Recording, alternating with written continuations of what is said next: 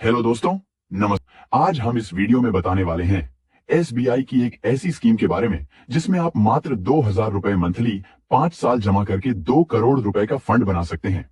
और ये कैसे संभव है, इसको हम एग्जाम्पल के माध्यम से डिटेल में समझेंगे। तो ये वीडियो आपके लिए बहुत ही इंपॉर्टेंट होने वाली है। तो इस वीडियो को आप शुरू से लेकर लास्ट तक बिना स्किप किए पूरा देखें। उससे पहले आपसे एक रिक्वेस्ट है कि आप इस वीडियो को एक लाइक कर दीजिए।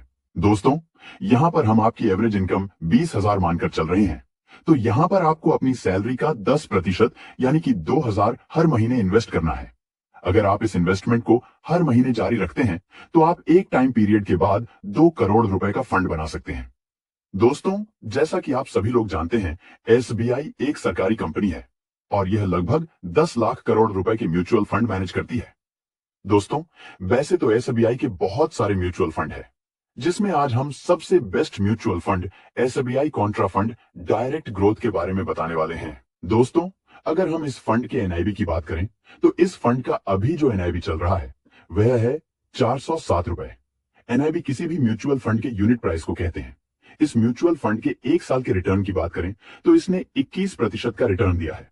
अगर हम इसके पिछले 3 साल के रिटर्न की बात करें तो 25% का इसने रिटर्न दिया है और पिछले 5 सालों में 30% का एनुअलाइज्ड रिटर्न अपने इन्वेस्टरों को दिया है। दोस्तों, एसबीआई की तरफ से इस फंड को 1 जनवरी 2013 को लॉन्च किया गया था। इस फंड में अब तक करोड़ों लोगों ने 41,326 करोड़ रुपए इन्वेस्ट किए हैं। दोस्तों, अब बात करते हैं इस फंड के लॉक इन पीरियड की। इस म्यूचुअल फंड में किसी प्रकार का लॉक इन पीरियड नहीं है। मतलब आपने अगर इस फंड में पैसा इन्वेस्ट किया है तो वह आप कभी भी जरूरत पड़ने पर पैसे निकाल सकते हैं।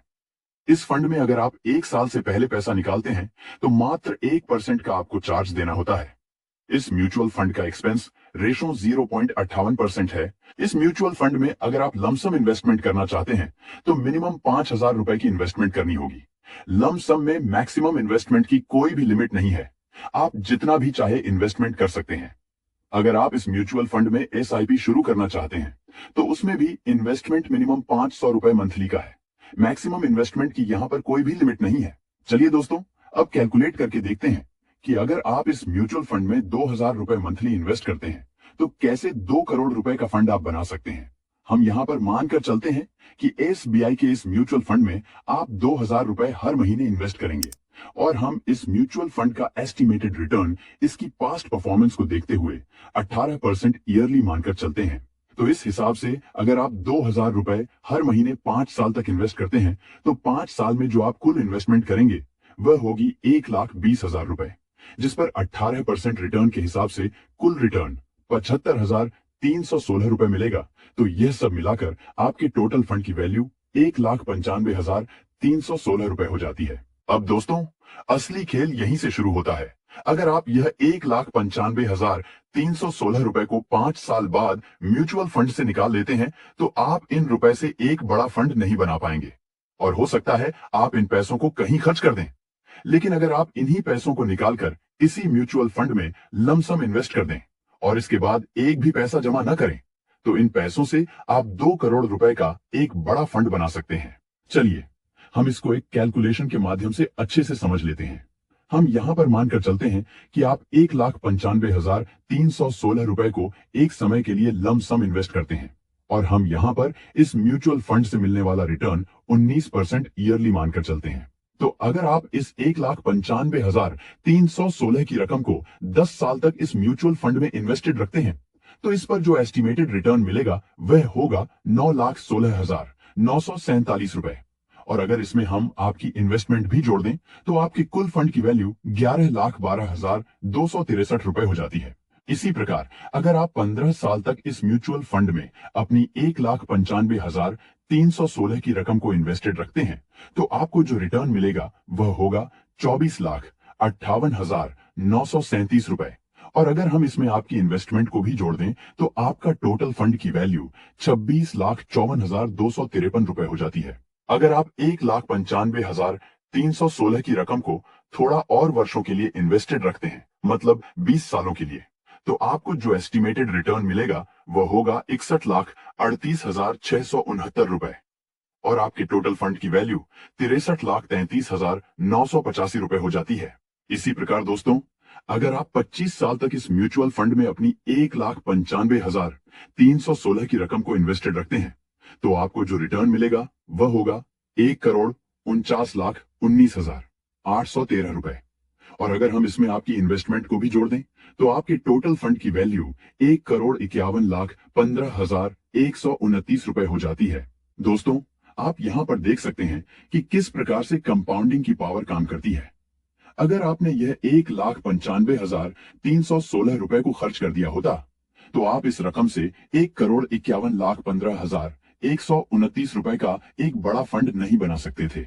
अब दोस्तों, आप कहेंगे कि मैंने जो यह रिटर्न बताया है क्या वह गारंटीड है? तो दोस्तों, यहां पर जो हमने 19% का रिटर्न आपको बताया है वह गारंटीड नहीं है। यह शेयर मार्केट पर डिपेंड करता है कि वह कैसा परफॉर्म कर रहा है। शेयर मार्केट डाउन है तो म्यूचुअल फंड पर मिलने वाला रिटर्न भी डाउन होगा। अगर शेयर मार्केट हाई है तो म्यूचुअल फंड पर मिलने वाला रिटर्न भी हाई होगा। आपका एक और सवाल होगा कि क्या इस पर टैक्स भी लगता है? तो इसका आंसर है यस। इस म्यूचुअल फंड में दो प्रकार के टैक्स लगते हैं। पहला है शॉर्ट टर्म कैपिटल गेन जो कि 20% है और दूसरा है लॉन्ग टर्म कैपिटल गेन जो कि 12.5% है। तो यहां पर आप सोच रहे होंगे कि अगर हमें म्यूचुअल फंड पर अगर 20% का साल में प्रॉफिट होता है और उसे हम एक साल के अंदर विड्रॉल कर लेते हैं तो ये 20% प्रॉफिट तो टैक्स के रूप में सरकार ले लेगी। तो हमें क्या बचेगा? दोस्तों, हम आपको बता दें कि जब तक आपका जो प्रॉफिट है वह 1,25,000 रुपए से ऊपर नहीं होता है तब तक उस पर कोई भी टैक्स नहीं लिया जाता है। जो भी टैक्स लगेगा वह 1,25,000 रुपए को घटाकर ही देना होगा। चलिए इसे एक एग्जाम्पल की मदद से समझते हैं। पहले बात करते हैं शॉर्ट टर्म कैपिटल गेन की। मान लीजिए आपने 1,00,000 की इन्वेस्टमेंट की और यह इन्वेस्टमेंट एक साल के अंदर बढ़कर 1,50,000 हो जाती है और उसे आप एक साल के अंदर सेल कर देते हैं जिस पर आपको 50,000 रुपए का प्रॉफिट हो जाता है। तो इसमें से आपको सरकार द्वारा दी गई छूट को घटाना होगा जो कि है 1,25,000 रुपए। अब बचे 25,000 रुपए। अब इस पर आपको 20% टैक्स देना होगा जो कि 5,000 रुपए बनता है। तो आपका जो टोटल प्रॉफिट हुआ टैक्स घटाकर वह हुआ 45,000 रुपए। इसी प्रकार अगर आपने 1,00,000 रुपए की इन्वेस्टमेंट की और यह 3 साल में बढ़कर 1,50,000 रुपए हो जाती है और उसे आप 3 साल के बाद सेल कर देते हैं जिस पर आपको 50,000 रुपए का प्रॉफिट हो जाता है, तो इसमें से आपको सरकार द्वारा दी गई छूट को घटाना होगा जो कि है 1,25,000 रुपए। अब बचे 25,000 रुपए क्योंकि आपने इसे 3 साल के बाद सेल किया है इसलिए इस पर long term capital gain tax लगेगा जो कि 3,125 रुपए बनता है। तो आपका जो टोटल प्रॉफिट हुआ टैक्स घटाकर वह हुआ 48,125 रुपए। तो दोस्तों, इस प्रकार से म्यूचुअल फंड पर टैक्स को कैलकुलेट किया जाता है। दोस्तों, मैं आपको बता दूं कि यह जो म्यूचुअल फंड के बारे में बता रहा हूं इसमें मैं आपको इन्वेस्ट करने के लिए नहीं बोल रहा हूं। यह केवल एक एजुकेशन पर्पस के लिए वीडियो है। जब भी आप किसी भी म्यूचुअल फंड में इन्वेस्ट करें तब आप उस म्यूचुअल फंड के बारे में पूरा रिसर्च करें क्योंकि म्यूचुअल फंड एक रिस्की इन्वेस्टमेंट है। दोस्तों, ये वीडियो आपको कैसा लगा हमें कमेंट बॉक्स में कमेंट करके जरूर बताएं। आपको और किस प्रकार की वीडियो चाहिए वह भी हमें कमेंट करें। वीडियो देखने के लिए आपका बहुत बहुत धन्यवाद।